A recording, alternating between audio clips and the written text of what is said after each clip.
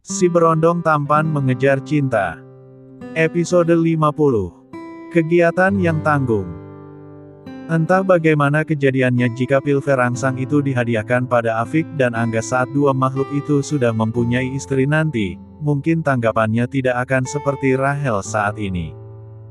Yuda bisa berbangga hati dengan sahabatnya itu. Padahal yang sebenarnya, sarangnya masih banjir, lalu gimana caranya coba Rahel menggunakan pil aneh itu? Hari ini Fendi akan mulai merintis usahanya, membuka kedai kecil-kecilan di halaman rumah ibunya, berbagai aneka minuman dan makanan kekinian tersedia di kedainya dengan harga murah meriah. Pernah bekerja di perusahaan yang lumayan besar membuat ia terlatih dalam segi mengemas dan memasarkan produk. Ia melihat kakak sulungnya baru saja kembali ke rumah dengan mata yang agak sembab, ada sedikit keresahan dalam dirinya, namun ia tidak berani menanyakan apa yang telah terjadi. Rizka sedang mengamuk di kamarnya, harapannya tidak sesuai kenyataan.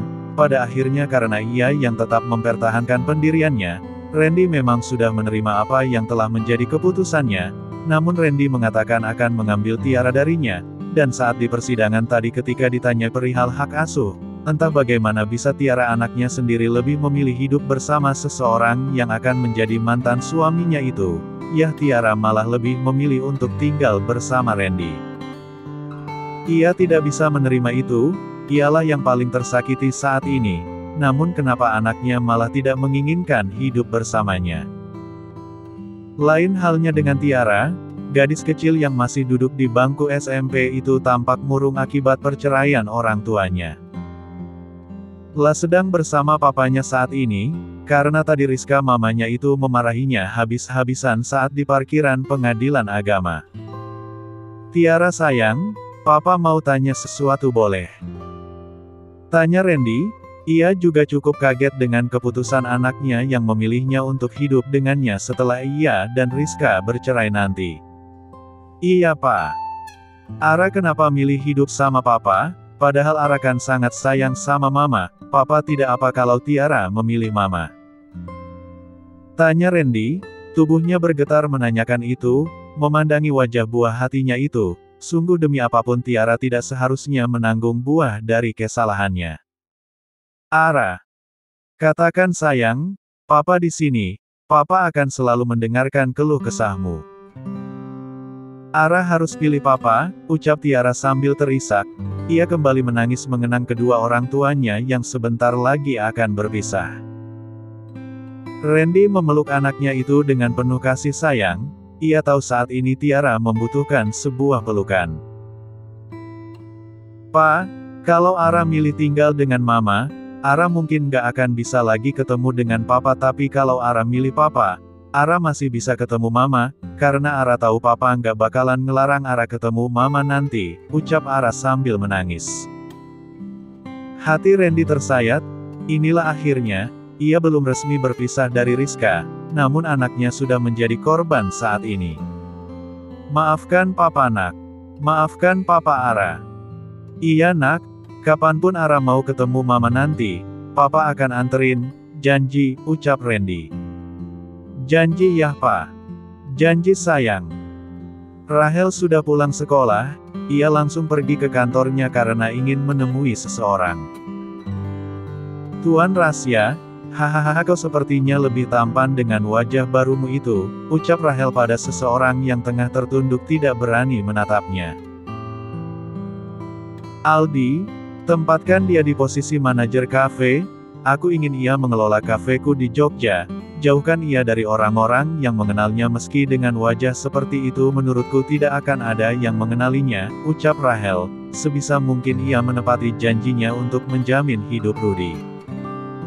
Ya Rudy yang baru saja berganti identitas dengan nama Rasya Aditya.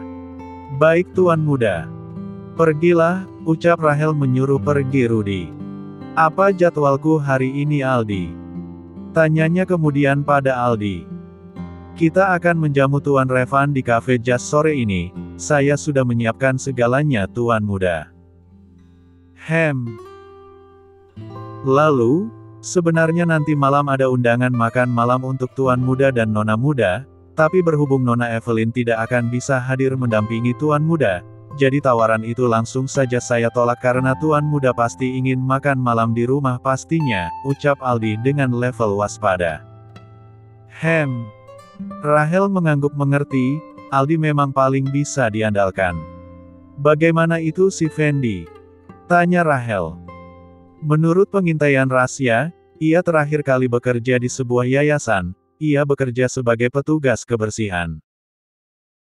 Hahaha, apa dia terlihat sudah sangat menderita, apa dia terlihat sangat menyedihkan. Menurut apa yang rahasia lihat, sepertinya iya Tuan. Kau mengasihaninya? Tanya Rahel sinis. Tidak Tuan Muda, dia bisa lebih menderita lagi, ucap Aldi. Sebuah kesalahan jika ia membela musuh Tuan Mudanya, sekalipun sang musuh sudah terlihat sangat menderita. Apa kau ingin menyudahinya? Tidak Tuan Muda. Kau yang meminta ya bukan aku, jika kau maunya begitu aku bisa apa, mari silahkan lakukan, ucap Rahel lagi. Aldi serba salah, ingin menentang tapi tatapan Tuan Mudanya saja tidak mampu ia lawan.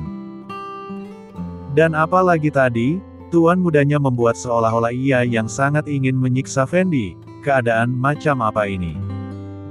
Aldi sudah berhasil dijebak karena kata-katanya sendiri. Kau yang meminta ya bukan aku, memangnya kapan aku setuju dengan permainanmu ini Tuan Muda? Hei Tuan Penguasa, yang sebenarnya itu kalau kau sudah menatapku seperti itu, aku bisa apa? Iya Tuan Muda. Hahaha. Rahel tertawa bak iblis, ia suka sekali mempermainkan asisten pribadinya itu. Siapkan segalanya, sebentar lagi kita ke kafe Jazz kan, ucap Rahel, ditatapnya Aldi yang seakan meresahkan sesuatu. Hei tidak usah terlalu dipikirkan, biarlah mengalir seperti air, aku peringatkan jangan terlalu kejam jadi manusia, lanjutnya lagi. Iya Tuan Muda. Sementara di sebuah komplek perumahan padat penduduk. Ngapain lo masih di sini? Maaf Tuan, tapi saya belum menemukan kontrakan untuk saya tinggali dengan anak saya, jika nanti saya sudah menemukannya pasti saya akan langsung pergi dari sini, Sri menahan kesal, seumur hidup ia tidak pernah dibentak-bentak seperti itu. Walau keluarganya miskin, namun keluarganya begitu hangat. Ia selalu diperlakukan baik oleh Simbok dan bapaknya di kampung. Darin melenggang pergi saat ia baru saja pulang sekolah namun dilihatnya Sri masih juga ada di rumahnya. Gue harus cepetan cari kontrakan tuh buat si Sri, biar dia cepat minggat dari rumah gue. Darin kemudian melajukan motor matiknya bergegas mencarikan Sri kontrakan. Entah apa yang membuatnya terlalu membenci Sri, hanya karena Sri janda dan punya anak, lalu kenapa ia harus merasa tidak suka, padahal Sri sama sekali tidak pernah melakukan kesalahan padanya ataupun hal buruk selama di rumahnya. Ya Tuhan, lindungilah hamba dimanapun hamba berada, lindungilah kami, berikanlah kehidupan yang layak untuk kami berdua di tengah kota yang penuh kekejaman ini, ucap Sri sembari menengadahkan tangan berdoa pada Sang Khalif. Sri, kamu lagi apa? Ucap Bu Halimah yang tiba-tiba mengagetkan Sri saat sedang melamunkan nasibnya. Tidak sedang apa Bu, bagaimana apa Bapak sudah datang? Tanya Sri, ia sudah tidak sabar ingin mendengar kabar baik dari Pak Safar sepulang dari mencarikannya kontrakan. Begini, yuk kita ke ruang tamu dulu. Ada yang ingin Bapak sampaikan, ucap Bu Halimah mengajak Sri karena suaminya ingin membicarakan sesuatu. Iya Bu ayo, sebentar saya taruh botol susu Fahira ke dapur dulu. Iya Ibu tunggu di ruang tamu ya. Iya Bu. Sesampainya di ruang tamu, Pak Safar sudah mengembangkan senyum melihat Sri. Ia punya sebuah rencana supaya Sri mendapatkan hidup yang lebih baik. Bagaimana Pak Ustadz? Tanya Sri pada Pak Safar. Begini Sri, sebenarnya Bapak sudah mendapatkan kontrakan untuk kamu, tapi Bapak tidak bisa menjamin keamanan kontrakan tersebut, di sebelahnya saja rata-rata penyewanya laki-laki, ucap Pak Safar seolah menyenangkan temuannya. Lalu Pak, kontrakan yang lainnya penuh, entah kenapa susah sekali mencari kontrakan di daerah sekitar sini. Memang ada kontrakan kosong dan layak tapi kebanyakan satu buah rumah. Kasihan kamu sayang uangnya jika harus mengontrak di sebuah rumah. Iya sih Pak Ustadz, saya juga tidak yakin mampu bayar. Kalau ada kontrakan yang harga sewanya antara sekitar 300 sampai 600-an gitu Pak Ustadz. Nah itu dia Sri, Bapak juga mikirnya begitu. Sri menghela nafasnya berat, berarti malam ini ia harus menginap di sini lagi, dan pemuda yang bernama Darin itu pasti tidak akan senang karena ia masih ada di sini. Tapi Bapak punya solusi buat kamu, ucap Pak Safar. Maksud Bapak, apa solusinya? Kamu tinggal di toko Bapak saja, di sana ada satu ruangan untuk kami biasanya beristirahat lengkap dengan kamar mandinya. Tidak luas memang tapi cukuplah untuk kamu tinggali berdua dengan Fahira, jawab Pak Safar. Apa Ibu dan Pak Ustadz yakin? Lalu apa kehadiran saya tidak merepotkan keluarga Ibu jika saya tinggal di situ nanti? Tanya Sri lagi. Ia sejujurnya enggan meminta tolong lebih banyak lagi seperti ini, namun mau bagaimana lagi, ia tidak punya siapapun di sini. Kamu bisa sekalian kerja jagain toko kelontong kami jika kamu mau, ucap Bu Halimah yang memang sudah diberitahu suaminya terlebih dahulu apa tujuan mereka berdua memanggil Sri sebelumnya. Iya Bu, kalau gitu saya mau. Saya hanya tidak nyaman jika hanya numpang tinggal di tempat Ibu dan Pak Ustadz. Loh jangan seperti itu nak, anggaplah kita ini keluarga kamu, toh kamu juga tidak punya siapa-siapa kan di sini, ucap Bu Halimah, saat mendengar cerita Sri pagi tadi, entah kenapa ia sudah jatuh hati pada gadis itu. Terima kasih Bu, Pak Ustadz, kalau tidak ada kalian entah bagaimana nasibku saat ini, ucap Sri penuh haru. Sri kemudian mencium tangan Bu Halimah sebagai tanda ia sangat berterima kasih. Ia berjanji suatu saat nanti ia akan membalas kebaikan pasangan suami istri yang sudah sangat baik padanya ini. Rahel pulang cepat hari ini, setelah selesai menjamu tamu pentingnya di kafe Jas ia langsung pulang ke rumah. Merindukan istrinya. Bay, kau masak apa? Tanya Rahel yang kini sudah memeluk Evelyn dari belakang, menghirup aroma khas dari ceruk leher istrinya, bahagianya punya istri. Ayam kecap, kau sudah lapar ya? Aku lapar yang lain, tapi belum boleh ya. Maksudnya, kau mau makan apa memangnya? Tanya heran Evelyn, ia tidak mengerti tentang maksud Rahel lapar yang lain. Mau makan yang enak, tapi belum bisa, keluh Rahel. Belum bisa? Hei kau mau makan apa aku akan buatkan. Sepolos dirimu tidak akan mengerti, dasar tidak berpengalaman, ejek Rahel. Tidak berpengalaman. Tidak berpengalaman bagaimana? Katakan kau mau makanan seperti apa, aku akan buatkannya untukmu, kau menantangku ya. Kau memang tidak berpengalaman, makanan yang enak saja tidak tahu. Rahel makin gencar mengejek istrinya itu. Hei dasar, emangnya kau berpengalaman? Jangan kau remehkan aku sayang, aku tentu berpengalaman, lanjut Rahel lagi. Masak air saja kau itu tidak pernah, tuding Evelyn. Hahaha dasar payah, masih saja belum mengerti. Belum mengerti? Apanya yang belum mengerti? Heran Evelyn lagi, sebenarnya ada apa dengan suaminya ini pikirnya. Dasar payah, benarkan kau memang payah? Beraninya kau meragukan kemampuanku Bay, Evelyn mematikan kompor karena masakannya telah matang sempurna. Ia ingin menyidak Rahel yang berani-beraninya bilang ia tidak berpengalaman. Sini kalau berani, tantang Evelyn. Apa? Ucap Rahel sambil mengerutkan keningnya. Kau bilang aku tidak berpengalaman? Tanya Evelyn sekali lagi. Ya karena memang seperti itu ketanyaannya kan. Katakan apa yang tidak aku bisa masak.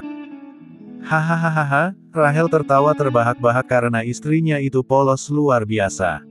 Dia malah ketawa. Kamu lucu Bay, ucap Rahel masih dengan memegangi perutnya. Lucu kenapa lagi? Kamu yang aneh ditanya gak ada yang nyambung.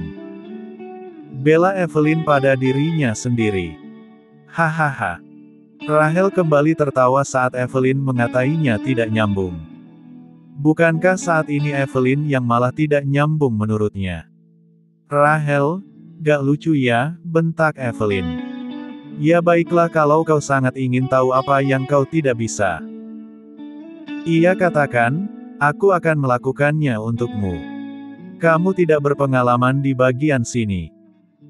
Kap, Rahel mencium Evelyn lagi tiba-tiba. Benar sekali Evelyn menegang dan tampak bengong saja diperlakukan seperti itu. Lama mereka berkecupan, Rahel melakukannya dengan lembut kenyamanannya itu, mengulangi debut kecupan ala Korea yang sempat ia tonton di koleksi Shakira waktu itu. Sungguh pelajaran yang berguna. Ngomong-ngomong ia belum juga berterima kasih pada Shakira untuk pelajaran berharga ini. Evelyn benar-benar terbuai, Rahel memang tidak romantis tapi selalu saja penuh kejutan. Selalu saja lupa diri, bahkan sekarang ia sudah mengalungkan kedua tangannya di leher suaminya itu, seakan bisa membaca situasi kalau mungkin Evelyn meminta lebih. Rahel mendudukkan Evelyn di atas meja makan, keduanya kembali menyamankan diri. Rahel semakin ke bawah, mengecupi daerah rahasia Evelyn sehingga meninggalkan bekas kemerahan yang begitu banyak. Ah! Evelyn mengeluarkan suara merdu sebagai ungkapan bahwa ia nyaman. Mau yang lebih baik? Tanya Rahel, matanya sudah diliputi ehem-ehem. Tanpa sadar Evelyn malah mengangguk, ia tidak bisa berkata apapun selain menurut. Sabar, kau akan merasakannya jika sudah waktunya, ucap Rahel di telinga istrinya itu. Evelyn mengangguk lagi, entah ada apa dengan dirinya. Ah! Suara merdu itu kembali terdengar lagi kala Rahel mencicipi buah kiri dan buah kanan secara bergantian. Tidak apa baginya kali ini cuma bisa mentok di buah ternyaman itu saja daripada tidak sama sekali. Saat ini ia masih belum bisa menunjukkan betapa verkasanya ia, tapi tunggu saja saat hari itu tiba Evelyn tidak akan ia lepaskan dengan mudah. Setelah dirasa sudah di ujung, Rahel segera mengecup singkat bibir istrinya mesra lalu berlalu ke kamar mandi yang berada di dapur. Lagi dan lagi ia harus menuntaskan sesuatu dengan sendiri. Evelyn terbengong melihat gelagat suaminya, mengapa tiba-tiba menghentikan kegiatan menyenangkan mereka. Evelyn masih memilah, apakah ia melakukan kesalahan, namun tak lama sebuah senyum mengembang di bibirnya. Ia kini mengerti Rahel yang sedang di ujung pelepasan, ia juga tahu mungkin suaminya itu sedang bermain solo di kamar mandi. Sungguh malang nasib Iyo Cil, tunggu sebentar lagi kita akan mendaki gunung melewati lembah Cil. Sabar, sabar dulu tidak akan lama lagi Iyo bakalan ketemu rumah lo. Ucap Rahel pada si kecil yang tampak lemas setelah tadi sempat bertransformasi menjadi naga api yang sudah memuntahkan laharnya. Di sebuah ruangan yang gelap Pak Adrian bergidik ngeri menyayangkan mengapa ia harus menemui seseorang di tempat seperti itu. Sudah menunggu hampir 1 jam di tempat yang nampak horor tersebut bersama Joe salah satu orang kepercayaannya. Selamat siang Pak Adrian, sapa seseorang yang sudah ia tunggu sedari tadi. Siang Tuan Fred, jawab Pak Adrian. Bagaimana rencana kita? Aku masih belum melakukannya, kemarin aku sudah bicara padanya dan meminta maaf, namun Rahel masih tetap keras hati, anakku itu persis almarhum papa. Ya, Tuan Abraham memang persis seperti Rahel, aku bisa melihat beliau dalam diri anakmu, ucap Tuan Fred yang kemudian menatap sendu kenangan seorang yang pernah menjadi bosnya dulu. Ya Tuan Fred adalah salah satu anak buah yang bisa diandalkan waktu dulu saat Tuan Abraham kakek dari Rahel masih terlibat di dunia mafia. Namun Tuan Abraham setelahnya sadar kalau semua yang ia lakukan itu adalah sebuah kesalahan, ia mulai membangun perusahaan bisnisnya dengan nama putranya Adrian Group yang sekarang anak perusahaannya sudah menyebar di mana-mana dan bergerak di berbagai bidang.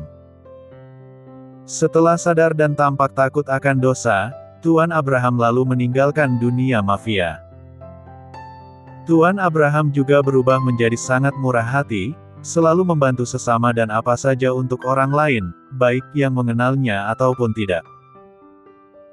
Hartanya yang seakan tidak habis-habisnya itu, ia gunakan sebaik-baiknya untuk membangun rumah sakit dan beberapa panti asuhan serta panti jompo. Tidak jarang juga ia membedah rumah warga desa yang terlihat sudah tidak layak.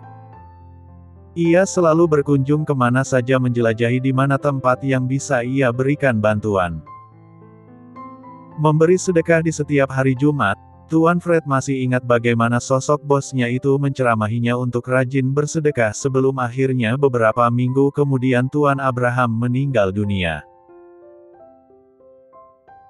Dinyatakan sakit adalah vonis yang terlampir menjadi penyebab kematian bosnya itu, namun penyebab sebenarnya bukan seperti itu. Setelah beberapa bulan kepergian Tuan Abraham, Tuan Fred yang merasa ganjal dengan kematian bosnya itu mulai menyelidiki kasus yang menimpa Tuan Abraham. Dengan kecerdasan dan ketangguhannya ia berhasil menemukan titik terang. Ternyata dalam kematian bosnya itu adalah kakak Tuan Abraham sendiri. Tuan Fred menutupi itu semua, karena ia mengingat sebuah pesan dari Tuan Abraham, apapun yang terjadi jika saja kau mengetahui penyebab kematianku nanti, jangan pernah kau balas, aku hanya ingin meninggalkan dunia ini dengan tenang. Tuan Fred menyadari, sebenarnya Tuan Abraham sudah mengetahui kalau dirinya sedang diincar, sehingga beliau bisa berpesan seperti itu padanya terlebih dahulu. Namun Tuan Fred bukanlah orang baik, ia diam-diam membalas dendam pada kakak Tuan Abraham. Ia membuat rekayasa sebab kematian kakak Tuan Abraham dengan dalih kecelakaan tunggal yang mengakibatkan mobil terbakar sehingga membakar hangus tubuhnya, padahal yang sebenarnya dirinya lah yang telah membakar hidup-hidup target balas dendamnya itu di markas sebelum ia melancarkan aksi rekayasanya untuk membohongi publik. Jelas saja setelah sekitar 3 bulan kematian Tuan Abraham, saudara kandungnya itu juga dinyatakan tewas mengenaskan.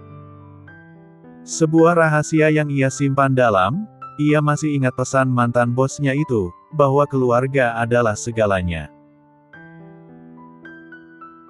Jika ia memberitahukan dalang dari penyebab kematian kakeknya Rahel, pastilah Pak Adrian sekarang akan bermusuhan dengan saudara-saudaranya, namun ia tidak melakukannya, karena baginya ia tidak punya urusan sampai ke situ. Yang ia puaskan hanyalah nyawa harus dibayar dengan nyawa, baginya dengan membunuh pembunuh bosnya, itu sudah cukup baginya, dendamnya sudah terbayarkan. Kalau kau tidak melakukannya aku tidak bisa membantumu, ucap Tuan Fred. Lalu bagaimana? Begini saja, kalau bisa aku ingin menemui istrinya Rahel, nanti aku akan bicara pada wanita itu secara baik-baik. Apa benar yang kau bilang bahwa anakku belum benar-benar berhenti dengan bisnis gelapnya? Ya bisa dibilang seperti itu, dia memang tidak lagi terjun langsung mengurus bisnis gelapnya, tapi keuntungan hasil bisnisnya itu terus mengalir padanya, ia hanya menyerahkan kepengurusan pada anak buahnya. Dia tidak berubah. Butuh waktu, bukannya tidak berubah, sanggah Tuan Fred. Kau juga bertanggung jawab Tuan Fred. Ya, karena itu aku juga bertekad untuk menghentikannya. Rahel sedang mengaduk mie kuah miliknya saat Angga tiba-tiba datang menepuk pundaknya. Gue cariin dari tadi, nanya sama si Afik juga kagak tahu, taunya udah di mari aja Junedi. Ucap Angga. Semua guru sedang rapat karena sebentar lagi mereka yang sudah kelas 3 akan ujian nasional. Angga tadi mencari Rahel di kelasnya namun yang dicari ternyata sudah membolos ke kantin. Rahel menautkan alisnya seolah bertanya ada apa Angga mencarinya. Gue mau tanya dong Rahel, kemarin pas ulang tahun lo itu ada cewek namanya Shakira, nah tuh cewek siapanya lo sih? Tanya Angga tidak sabaran. Rahel tidak menjawab, ia hanya menyipitkan matanya heran dengan pertanyaan Angga. Iya Shakira, Saudara lo ya? Kok lo nggak bilang sih punya saudara cakep parah gitu? Dia anak buah gue. Anak buah lo? Wah berarti tuh cewek wanita karir dong. Jadi minder gue yang duit aja masih minta ama bonyok, ucap Angga. Ia jadi semakin mengagumi Shakira. Padahal tanpa ia tahu, maksud anak buah itu adalah anak buah yang seperti apa. Udah punya cowok belum si Shakira? Tanya Angga lagi. Rahel menggeleng pelan, tidak salahkah ia hanya mencoba jujur, Aldi kan belum pacaran dengan Shakira. Wah ada peluang gue. Peluang? Lo kira siapa Shakira? Dia nggak bakalan mau sama curut kayak lo. Ucap Rahel dalam hati yang sungguh amat geli dengan pernyataan Angga tadi. Punya nomor Shakira nggak lo? Pasti ada kan bagi gue dong. Dia nggak bakalan mau sama Iyo, ucap Rahel meremehkan. Wah ngeremehin gue lo, gue gini-gini mantannya udah berbaris rapi ya, sombong Angga. Rahel mencebikkan bibir bawahnya, entah bagaimana sahabatnya bisa sepede itu. Emangnya lo baru pertama pacaran udah bucin sebucin-bucinnya ama Makian, gue mah santuy kali pacaran cari pengalaman, sindir Angga lagi. Gue peringati ya, kalau lo cuma mau main-main sama Shakira jangan deketin dia, ucap Rahel dingin. Ia tidak terima dengan kata-kata Angga yang menganggap pacaran sebagai ajang mencari pengalaman. Shakira, pelan namun pasti rekan yang sudah lama ia kenali itu pasti sudah menduduki tempat tersendiri bagi Rahel. Baginya Shakira maupun Aldi punya posisi masing-masing di hatinya. Yaelah Junedi, maruk amat lo, udah dapet Kak Evelyn beserta paketnya masih juga Shakira lo embat, ucap Angga yang sepertinya salah paham karena tatapan Rahel. Gue nggak mau lo nyakitin Shakira, ucap Rahel lagi. Nih anak, ngapain coba gue nyakitin dia, yang ada gue malah demen ama tuh cewek, makanya minta kenalin sama lo, minta nomornya sama lo. Bela Angga ia tidak terima dituduh ingin menyakiti Shakira. Baginya Shakira berbeda dari mantan-mantannya, jika dulu ia pacaran hanya karena tidak enak menolak gadis-gadis yang menyatakan perasaan padanya sehingga dengan terpaksa ia memberi kesempatan pada gadis-gadis itu dalam kurun waktu 1 bulan. Namun saat bertemu Shakira pertama kali ia benar-benar merasa seperti ada ketertarikan antar lawan jenis. Ada rasa yang tak biasa ia rasakan hanya dengan menatap ataupun membayangkan wajah Shakira. Bersambung.